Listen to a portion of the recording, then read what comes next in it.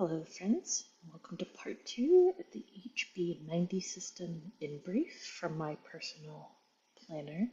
I am today's guide, Jess Jalevka, and I am happy you are here with me to see how all of this begins to come together.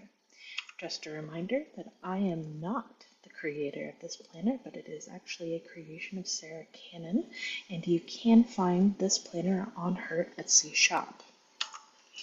So last time we talked through the quarterly planning pages where you brain dumped everything that was needed to be done and then color coded them based on how urgent they are and how they relate to your overall vision for your life.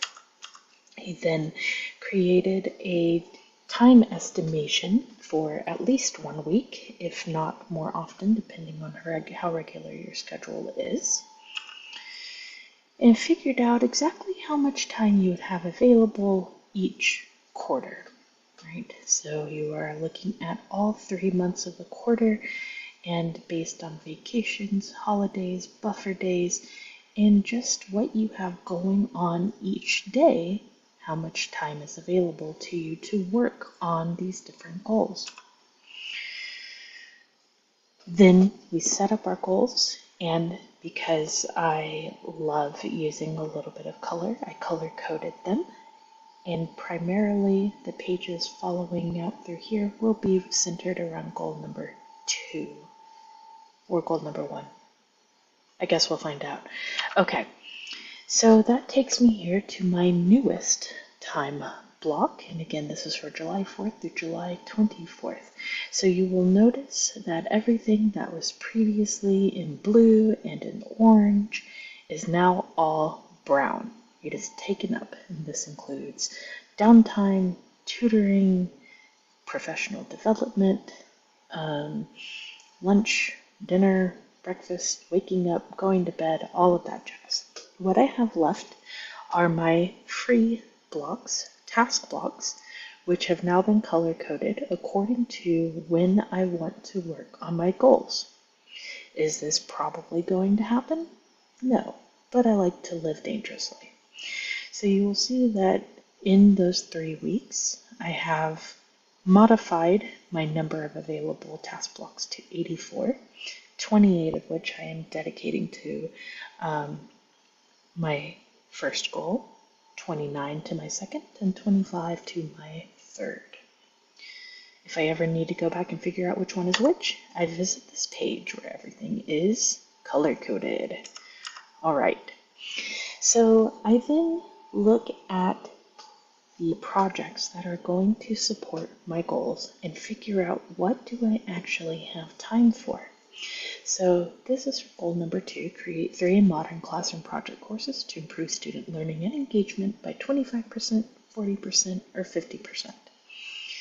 These 3 numbers are the good, better, best. So I am happy with 25%, 40% would be awesome, 50% would exceed my wildest dreams, but is still within my grasp should I really start to apply myself.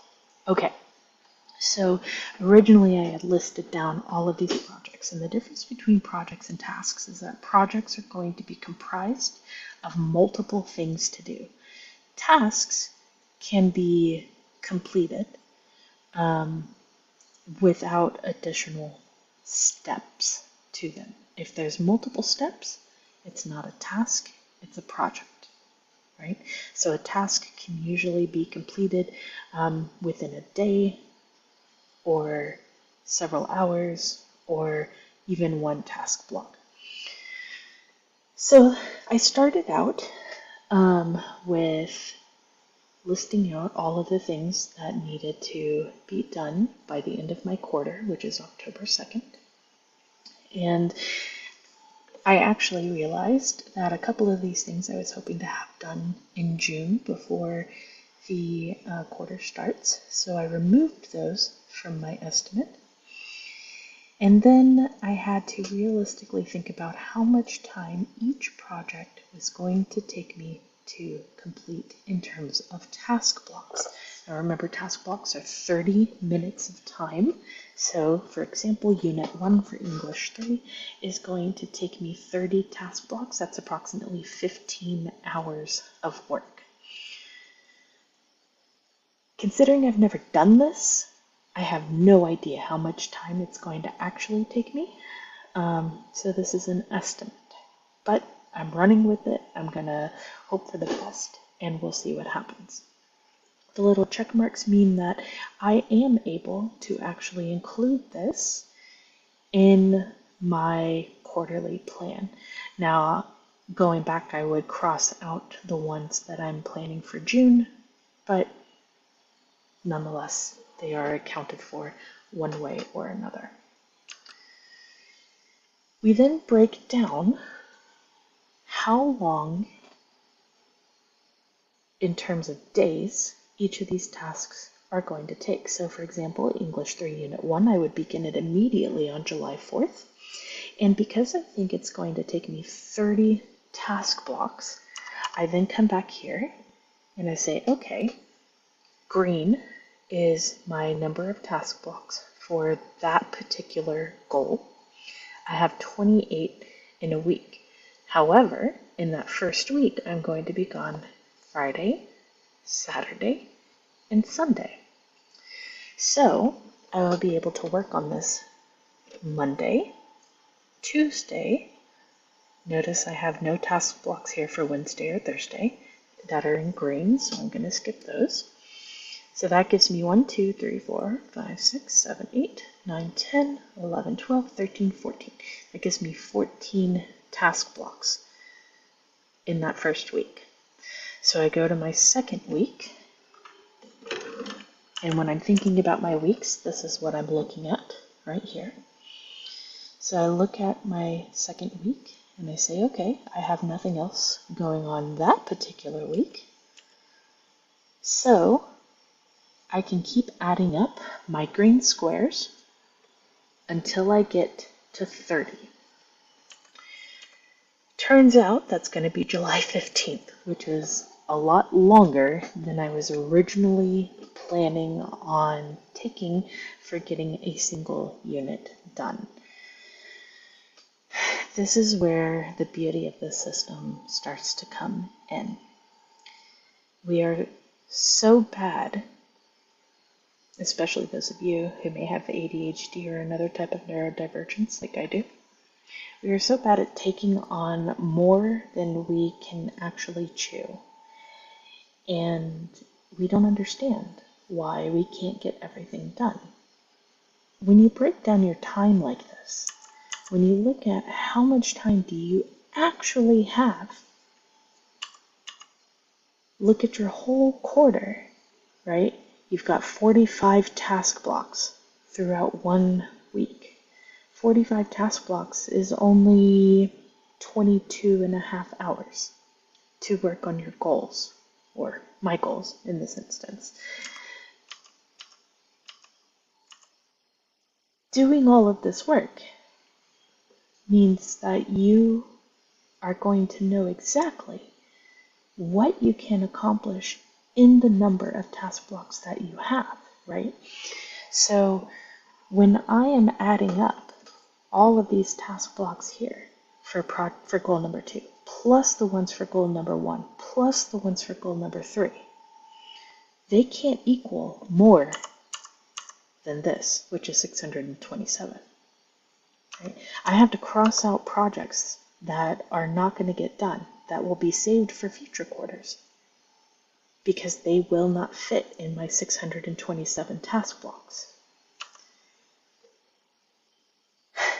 This was really frustrating to see, especially because I'm on a pretty tight deadline as far as when all of these units need to be done. These units need to be completed before my students get to them. And then, ideally, I have the next units coming up before my students get to them, and with plenty of time on top of that.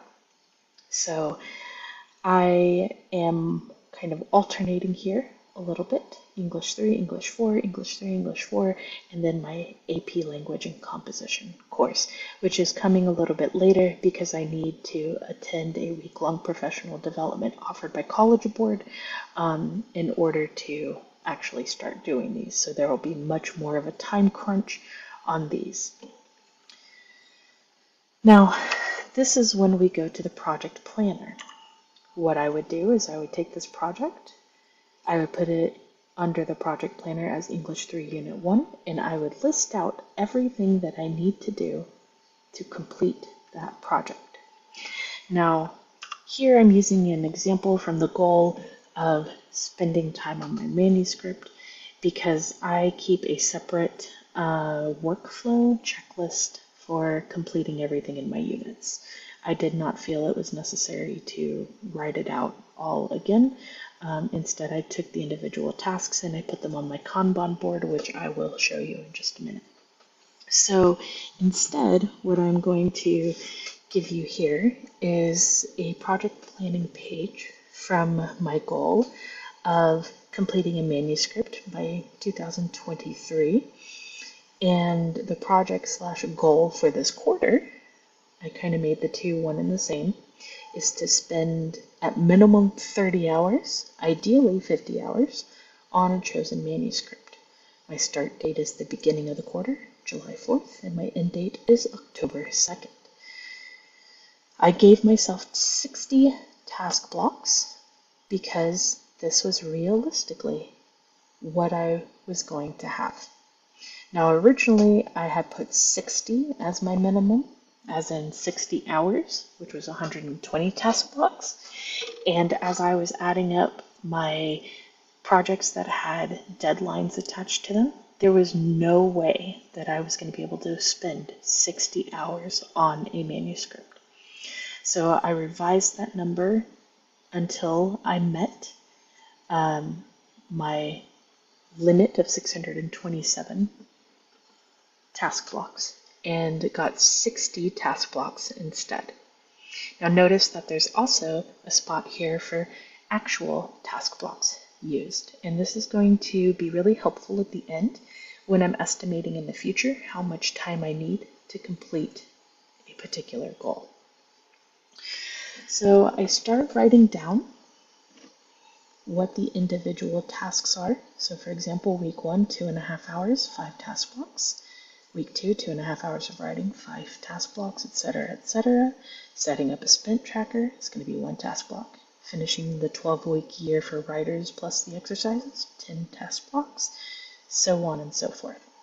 And then on the right side, you will notice different notes just towards myself.